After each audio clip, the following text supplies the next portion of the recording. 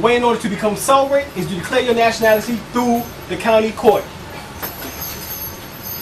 From there, you can send the rest of the paperwork to the necessary areas in which that requests it. But the first thing is through the county courts. Okay? The reason why the county, because that's not in fiction. That was never incorporated. Cities are incorporated. When you go through Fayetteville, you'll see incorporated in 17 so-and-so, 17 what, 87 or something like that. Cities are incorporated. Counties aren't. So you state in what? Truth, not in fiction. Cities are fiction. Policemen, the security guards, honestly. Okay? This is a necessary book for all of us who have declared our nationality in order to keep all of us abreast on procedures in which that we might, you know what I'm saying, think we know or might have known, but it clears up a lot of the distinctions and the problems in which that we might have thought what is right or what is wrong, okay? As far as what the law is talking about, as far as us being indigenous and being sovereign. But right here, it says the Declaration of Independence, because this is what we're getting ready to go over in a second. The Declaration of Independence, the people have exhausted all the administrative remedies, having petitioned the king for a redress of grievance. And this is what this is talking about, the Declaration of Nationality, and the reason why they declared it. It says right here, the Articles of Confederation. It says the free and independent states so declared by the Declaration of Independence did not surrender the sovereignty of the federal United States government when the Constitution for the U.S. was created. The Articles of Confederation were agreed to by Congress on November 15, 1777. It was ratified and enforced on March 1st, 1781. All right, this is what the Article 2 Articles of the Confederation states. Each state retains its sovereignty, freedom, and independence of every power, jurisdiction, and right which is not by this confederation expressly delegated to the United States. Basically, what this means is that each state is sovereign within itself. This is why during the so-called Civil War, 11 of the states was able to what? Pull back from the government, from the United States, and actually put in their own president. Okay, this is what happened during the Civil War. All right. The Articles of Confederation is the government in which that we was under as MOORS. It's called the Continental Congress. John Hanson was the first president of up under the Articles of Confederation, in which that we will actually go over and we will see how the MOORS fit into more of this law information. All right. Whenever we do any type of conversing with this said government, de facto government, they will have to send a representative in order to speak with us, not no FBI agent. That's for the Indians. All right, the Indians get FBI agents.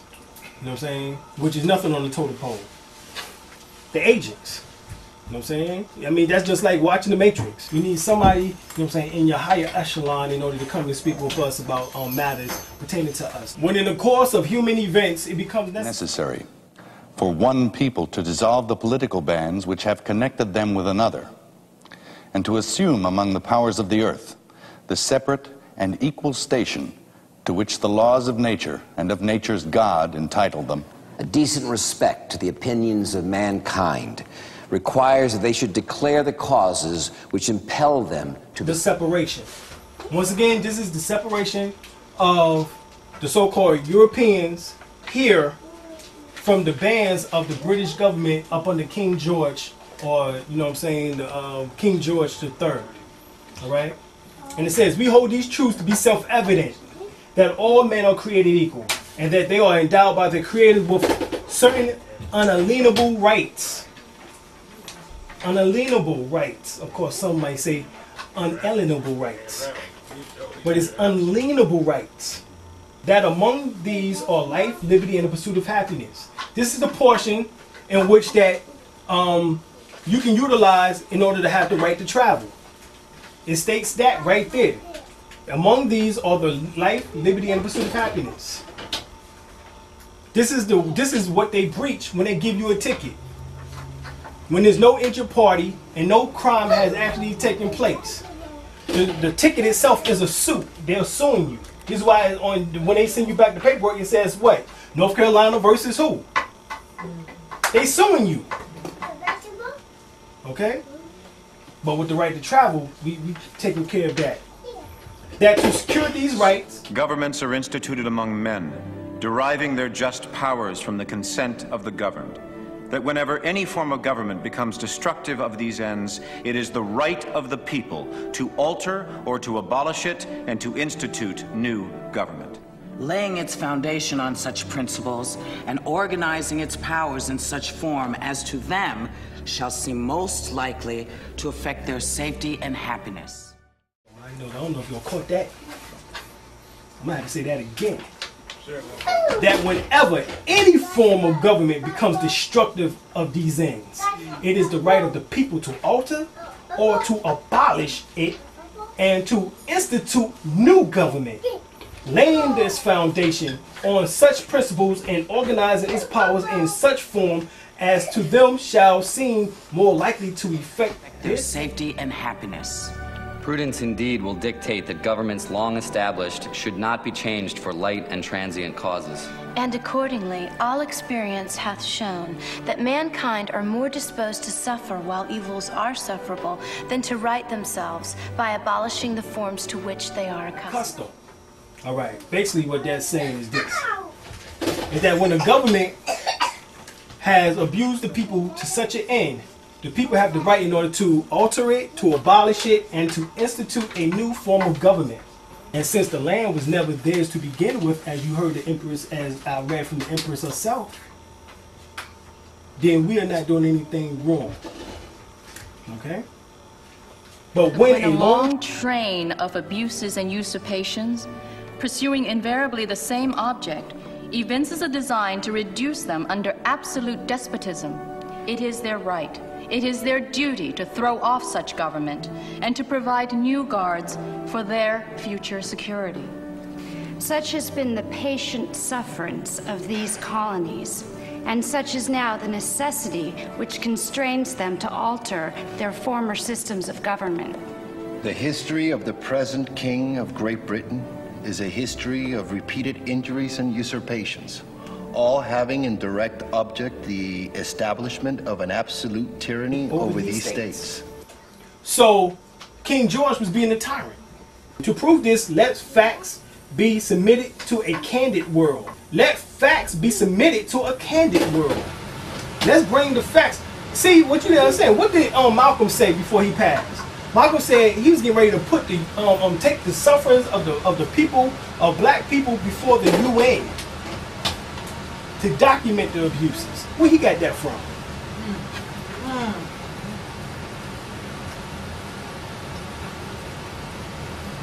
He got that from here. It says it right here. To prove this, let facts be submitted to a candid world. Rex 84 plan. You want the Global Report 2000? In which that states, that was signed by Jimmy Carter, that states 2.7 billion non-white people must be eliminated from the face of the planet, preferably by famine, drugs, disease, and war. 2.7 billion non-white? Who are the most non-white people you know? And he want them eliminated from the face of the planet? Rex 84 plan, signed by into legislation in the late 60s, early 70s, in which that states that if you start to protest and get too much of a riot, they got rights in order to put your behinds in concentration camps. Hold you indefinitely. And hold you indefinitely, exactly. Read Behold the Pale Horse by William Bill Cooper. No trials.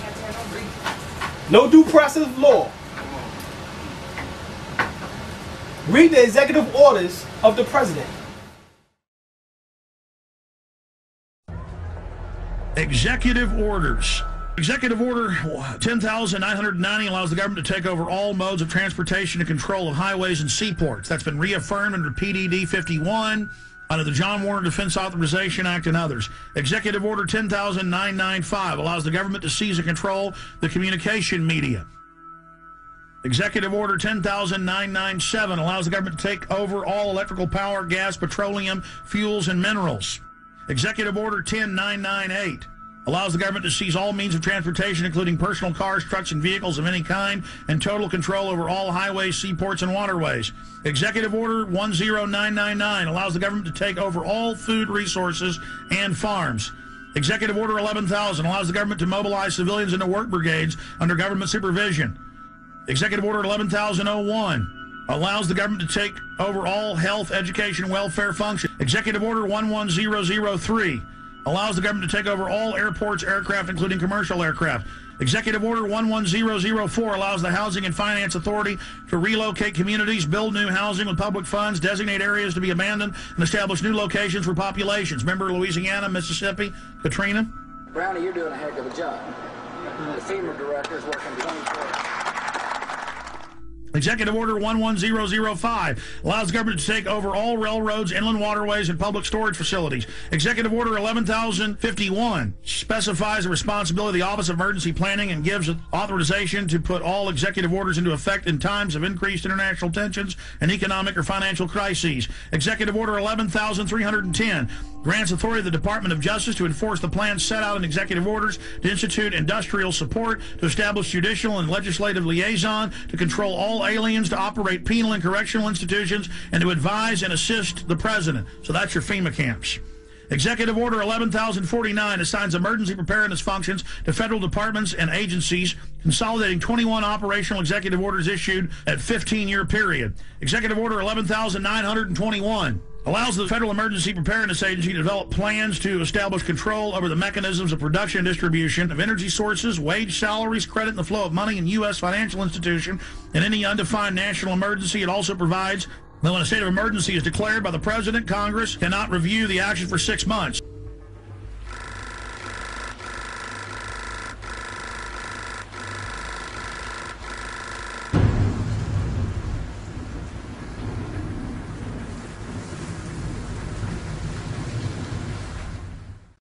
The executive orders state that they can confiscate and siege all your property, stop operations of factories and supermarkets and everything else up under FEMA, which is the Federal Emergency Management Agency. It's just stop everything.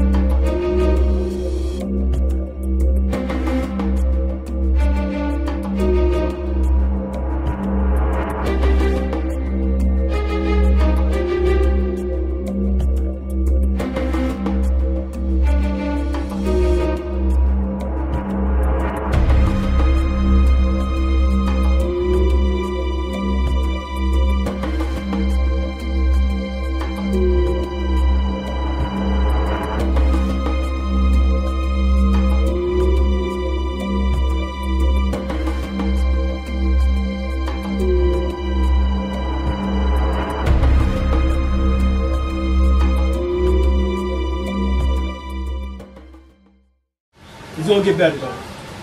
Just don't cry. Dry your eyes. Alright. He has refused his assent to laws the most wholesome and necessary for the public good. He has forbidden his governors to pass laws of immediate and pressing importance unless suspended in their operation till his assent should be obtained. And when so suspended, he has utterly neglected to attend to them. He has refused to pass other laws for the accommodation of large districts of people unless those people would relinquish the right of representation in the legislature, a right inestimable to them and formidable only to tyrants. He has called together legislative bodies at places unusual, uncomfortable, and distant from the depository of their public records for the sole purpose of fatiguing them into compliance with his measures. He has dissolved representative houses repeatedly for opposing with manly firmness his invasions on the rights of the people. You no longer have rights. You have civil liberties or privileges in which they confiscate that from you. So not only did they take your rights from you, they gave you artificial rights, which is called privileges, and now they take that from you. At least they had rights that they got taken away. You ain't got none. You got privileges. Your driver's license is a privilege. That if you don't do what they say, they take from you. You can't take a right away. Rights are God-given. Rights are by nature. That's the reason why we're doing what we're doing. He has refused for a long time after such dissolutions to cause others to be elected, whereby the legislative powers, incapable of annihilation, have returned to the people at large for their exercise. The state remaining in the meantime exposed to all the dangers of invasion from without and convulsions within. He has endeavored to prevent the population of these states, for that purpose obstructing the laws for naturalization of foreigners, refusing to pass others to encourage their migrations hither, and raising the conditions of new appropriations of lands. He has obstructed the administration of justice by refusing his assent to laws for establishing judiciary powers. He has made judges dependent on his will alone for the tenure of their offices and the amount of payment of their salaries. And this was going on in 1776. And this is what the Europeans here that the Moors allowed and leased in the land. It was up in 2004. The lease is up. 2004, the Moors leased. The lease is up for Europeans. That's why we had 3 years in order to reclaim our nationality and in order to reclaim the land. Okay? This is why they started, I don't know if you noticed over the last 3 years, they started selling all the ports to foreigners. Because they trying to make sure that you ain't, because you have to contend with them. You see this? That's why they selling all of this. Americans up for sale, y'all. Y'all ain't know that? Yeah. They controlling the ports, Chinese controlling the ports. Huh? So who we gonna have to contend with getting our land back from? Japanese, Mexicans, and who? Chinese. They gonna sell what they call them? The tolls to Saudi Arabia. So everybody got a piece of this, but it's all ours. It's ours. So now they got to sell, they got to get rid of it, they got to liquidate. You want it? Yeah, how much? All right. He has erected a multitude of new offices and sent hither swarms of officers to harass our people and eat out their substance. The terrorist bill, a Patriot Act, the crime bill. Excuse me, but we got enough laws for all of that in the Constitution. Only reason why you're doing that is because of what the Declaration of Independence just said. That the people got the right in order to disband this government and make a new. So you got to make the people seem as if they're crazy. This is what this is about. So this is their way in order to say, well, terrorists, and then turn you into the terrorists. But he has erected a multitude of new offices. Before, there was no FEMA, Federal Emergency Management Agency. Homeland, come on now, Homeland Security. So all of a sudden, all these multitude of new offices were enacted up under King George. And sent hither swarms of officers to harass our people. This is the Declaration of Independence. Sent hither swarms of officers to harass our people. He has kept among us in times of peace standing armies without the consent of our legislatures. He has effected to render the military independent of and superior to the civil power. He has combined with others to subject us to a jurisdiction foreign to our Constitution and unacknowledged by our laws, giving his assent to their acts of pretended legislation. Is that not what is going on? The military doesn't answer to the people, in which that is part of the military have you as the property, instead of you having the military as the property as the people.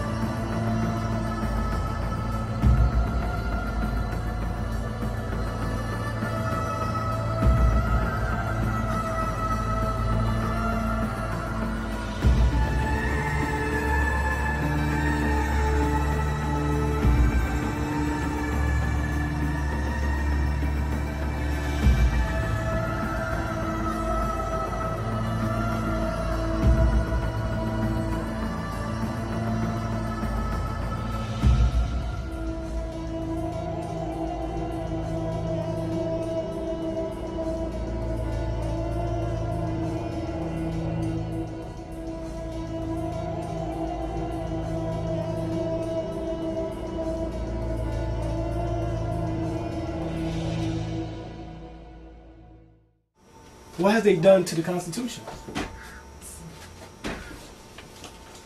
Do you know that according to 1933, that being that the state of emergency was enacted by FDR, which is Franklin Delano Roosevelt, that this Constitution has been suspended?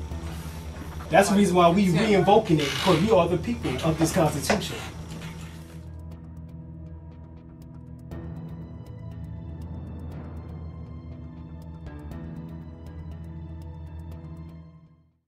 Don't believe me? Here it is right here.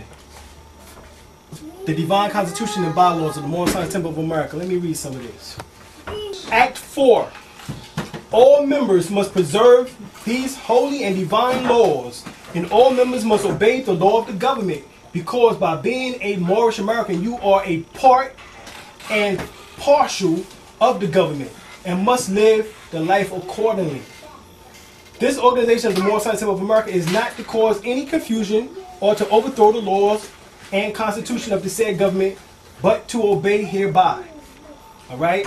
With all members must proclaim their sovereignty, their nationality, and we are teaching our people their nationality and the divine creed, that they must know that they are part and partial of this said government, and know that you are not Negroes, colored folks, black people, or Ethiopians, because these names were given to slaves by slave owners in 1779 and lasted until 1865, during the time of slavery. But this is a new era of time now, and all men must now proclaim their free national name to be recognized by the government in which they live and the nations of the world. This is the reason why Allah, the great God of the universe, ordained Noble Ali, the prophet, to redeem his people from their sinful ways. The Moorish Americans are the descendants of the ancient Moabites who inhabited the northwestern and southwestern shores of Africa. All right? All members must promptly attend their meetings. All right? And it says all Moorish Americans must keep their hearts, minds pure with love, and their bodies clean with water.